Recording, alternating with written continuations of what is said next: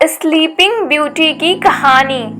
एक बार की बात है, किसी बड़े राज्य में एक राजा अपनी रानी के साथ रहता था। उसके राज्य में प्रजा बहुत खुश थी। राजा अपनी प्रजा का ध्यान अच्छी तरह रखता था, इसलिए सभी लोग राजा और रानी को दुआएं देते थे। सब कुछ होने के बाद भी उन दोनों को बस एक ही बात का दुख था कि उनकी कोई संतान नहीं थी। रानी सूरज की पूजा करती थी। उसे पूरा विश्वास था कि सूरज देवता की कृपा से उसे जरूर संतान की प्राप्ति होगी।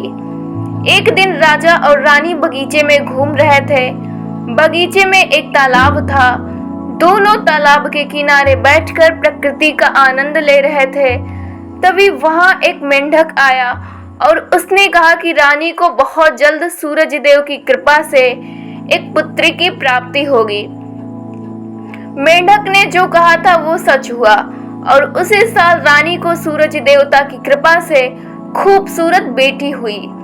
रानी को सूरज देवता के आशीर्वाद से बेटी प्राप्ति हुई थी, इसलिए उसका नाम सनशाइन रखा गया। राजा ने उसके पैदा होने पर बहुत बड़ा उत्सव रखा और उसमें सभी को बुलाया, लेकिन गलती से काली परी को बुलाना भूल गए।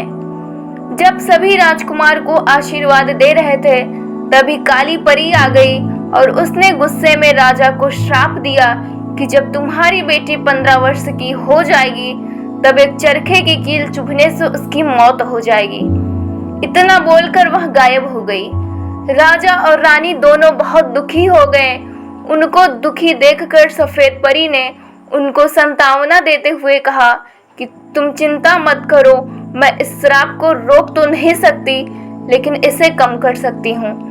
सफेद परी ने कहा कि कील चुभने से यहाँ 100 साल के लिए सो जाएगी, साथ ही पूरी प्रजा और आप सभी भी सो जाओगे, लेकिन जब कोई सुंदर राजकुमार इसे चूमेगा तो इसके साथ साथ आप सभी भी जाग जाएंगे। इतना बोलकर परी गायब हो गई। धीरे धीरे समय बीतने लगा। राजकुमारी बड़ी होने लगी। वो समय भी आ गया जब राजकुमारी 15 साल की होने वाली थी।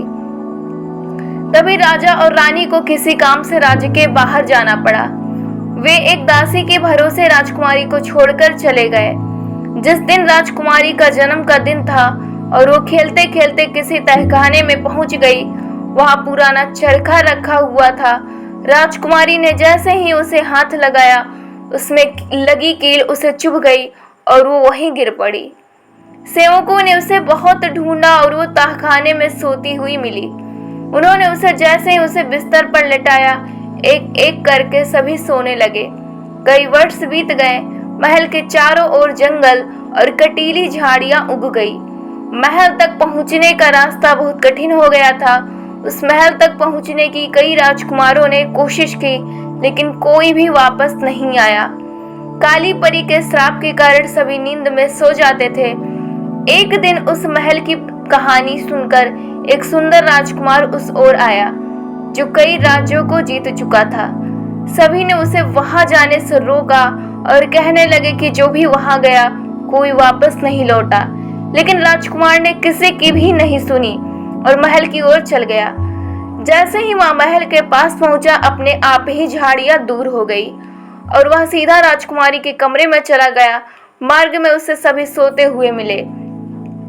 राजकुमारी को देखकर वह मानो उसकी सुंदरता में खो गया।